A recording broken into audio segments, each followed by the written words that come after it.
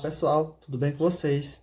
Estamos de volta para mais uma aula remota de ciências. Eu sou o professor Murilo e hoje nós vamos continuar conversando sobre os assuntos relacionados à puberdade. Então, vamos lá. Abram o livro de vocês aí na página 35. Nela vocês vão encontrar o seguinte: os hormônios do sistema nervoso e a puberdade. Então, vamos nessa. A puberdade, pessoal, ela está diretamente associada à produção de hormônios.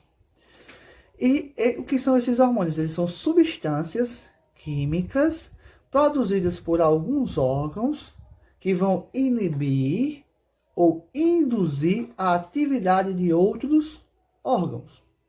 Ou seja, eles atuam como reguladores de crescimento, do metabolismo, da reprodução e do crescimento do nosso corpo, certo? O corpo do ser humano. Então, esses hormônios eles são produzidos em órgãos chamados glândulas endócrinas, certo? Glândulas endócrinas, e que são liberados na nossa corrente sanguínea. Eles vão percorrer a nossa corrente e vão chegar a determinadas regiões onde terão algum efeito. Então, o conjunto das glândulas constitui o sistema endócrino, certo? O conjunto de várias glândulazinhas, nós vamos ver daqui a pouco, ele faz parte, ele se chama sistema endócrino, beleza? Então, o sistema endócrino, ele age em conjunto com o sistema nervoso e é responsável pela manutenção e do equilíbrio interno do nosso corpo. E atua coordenando e controlando diversas funções do organismo. Além disso, o sistema endócrino ele é responsável pela regulação dos processos, como eu já citei, de crescimento, de desenvolvimento e de metabolismo, certo? E quais são as principais glândulas que fazem parte desse sistema? São o hipotálamo, como vocês podem ver aí na imagem, a hipófise, as glândulas tireoideas, as glândulas paratireoides, as suprarrenais, o timo, o pâncreas, os ovários e os testículos. Então, vocês podem ver aí na imagem a comparação, né? Delas no sistema, no corpo humano, no masculino e no feminino. Beleza? Então, observe esse esquema com cuidado. Então, pessoal, seguindo aí, nós vamos para a página 36. Nelas nós vamos estudar o hipotálamo e a hipófise. Nós vamos nos deter a essas duas glândulas na aula de hoje, tá certo? Então vamos lá. O hipotálamo localiza-se no cérebro, que é o órgão do sistema nervoso central, e faz a maior parte da integração entre o sistema nervoso e o sistema endócrino. Os hormônios produzidos no hipotálamo atuam sobre as glândulas endócrinas, a hipófise, e dessa maneira, o hipotálamo tem um papel fundamental no controle do equilíbrio interno do corpo. Pois o que acontece? Sua ação estende-se por outros órgãos como um efeito dominó. Então, vamos lá. O hipotálamo também produz hormônios que são armazenados e liberados pela hipófise, mas que atuam na regulação de outros órgãos e tecidos. São eles. Então, vamos lá. A ocitocina. Que é essa ocitocina?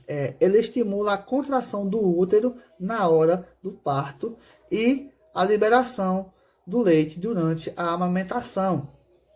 Temos também o hormônio antidiurético, ou o ADH, que nos rins ele vai regular a retenção da água no nosso organismo. Beleza? Nós temos aí também, pessoal, a hipófise. O que é essa hipófise? Ela é a glândula hipófise localiza-se abaixo do hipotálamo, na base do cérebro, e tem massa, ela é muito pequena, 0,5 gramas, 0,5 a 1 grama. É do tamanho de uma ervilha. Essa glândula ela produz e libera vários hormônios sob o comando do hipotálamo. Sua atividade pode ser inibida ou estimulada, dependendo das informações vindas do sistema nervoso. Os hormônios produzidos pela hipófise podem atuar sobre outras glândulas endócrinas ou diretamente em células e órgãos. Vamos ver aí, pessoal, os órgãos sobre os quais os hormônios produzidos pela hipófise podem atuar e qual é a ação produzida. Então, observem aí na página 36 ou na tela do telefone de vocês. Nós temos aí o órgão, que é a glândula mamária, né, que ela vai produzir leite. Nós temos também o rim, né, que é a função do rim. Ele controla a quantidade de água no nosso corpo. Nós temos aí a tireoide, glândula tireoidea. Ela controla o nosso metabolismo. O órgão glândulas sexuais, ovários e testículos, como vocês sabem, ovários para as mulheres e testículos para os homens. Qual é a função? A ação é o amadurecimento dos gametas. O que são os gametas? São as células sexuais e produção de hormônios sexuais. Então vamos lá.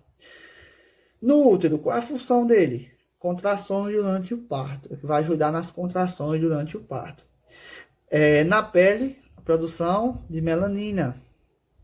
E na glândula suprarrenal, qual é a ação? É a produção de hormônios que controlam a resposta ao estresse. Então, vai controlar o nosso estresse. E por último, nos ossos, é a ação de crescimento. Então, eles são muito importantes. Eles são muito importantes para o desenvolvimento do nosso corpo. Beleza? Seguindo a puberdade feminina. No organismo feminino, pessoal, as glândulas do sistema genital, ou seja, os ovários, eles passam a produzir hormônios sexuais, principalmente o estrógeno e a progesterona, sob o estímulo de hormônios liberados pela hipófise. Então, o estrógeno e as progesteronas, eles são responsáveis pelo aparecimento de algumas características sexuais secundárias femininas. Quando a menina entra na adolescência, o seu corpo começa a se desenvolver e aparecer características. E quais são essas características que são evidentes? Acúmulo de gordura na região das nádegas, das coxas e dos quadris, que ficam mais arredondados. Por isso que a menina tem um corpo mais arredondado que o homem. Desenvolvimento das mamas, aparecimento de pelos na região pubiana e nas axilas e o alargamento dos ossos da bacia. Então, são algumas características, né, que estão relacionadas à puberdade feminina. Então, as alterações hormonais provocam muitas mudanças no metabolismo, ou seja, nas reações químicas que ocorrem no corpo das mulheres. Na puberdade, é comum a menina transpirar mais devido ao aumento das glândulas sudoríferas. A pele pode ficar mais oleosa pelo aumento da atividade das glândulas sebáceas e frequentemente surgem cravos e espinhas. Então são algumas mudanças que ocorrem no corpo de vocês, meninas. E uma das mais marcantes mudanças que ocorrem durante a puberdade feminina é a primeira menstruação, que chamamos de menarca.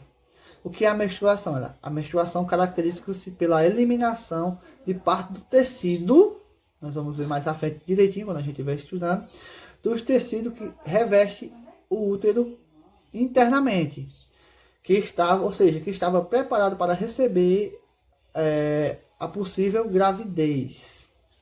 A eliminação desse tecido provoca sangramento que ocorre pela abertura da vagina. Então, a menstruação basicamente é isso, é o rompimento, certo, do revestimento interno do útero, que nós vamos chamar popularmente da escamação do útero, viu? Então isso é a menstruação. Depois, mais à frente, nós vamos estudar bem direitinho, tá ok? Puberdade masculina. Então, no organismo masculino, os hormônios produzidos pela hipófise estimulam os testículos. O que são os testículos? São as glândulas do sistema genital masculino a produzir os hormônios sexuais, principalmente a testosterona. Então, vocês já ouviram falar nessa palavra testosterona? Então, é produzido pelas glândulas masculinas. Então, esse hormônio é responsável pelo desenvolvimento das características secundárias masculinas, como, por exemplo, alargamento do tórax e ombros, Surgimento de pelos em várias regiões do corpo, como nas axilas, no peito, nos braços, nas pernas e na região pubiana, viu? E desenvolvimento do pênis e dos testículos. Então é também na puberdade que o menino começa a produzir o sêmen, a liberar o sêmen. O que é o sêmen? É o esperma. Então o sêmen é uma mistura de líquidos e de espermatozoides. Que são os espermatozoides? São os gametas masculinos. Viu? Espermatozoides, gametas masculinos. Ovários, gametas femininos. A eliminação do sêmen se chama ejaculação. Então, na puberdade e na fase adulta é comum, sabe, nos adolescentes, né? Aliás, no homem em si, que ocorra a ejaculação durante o sono. E nós vamos conhecer como poluição noturna, viu?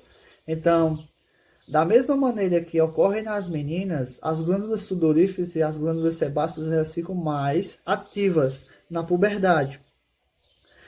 E vai aumentar a sudorose, vai aumentar a oleosidade da pele, consequentemente o aumento, a produção de cravos e espinhas, tá bem?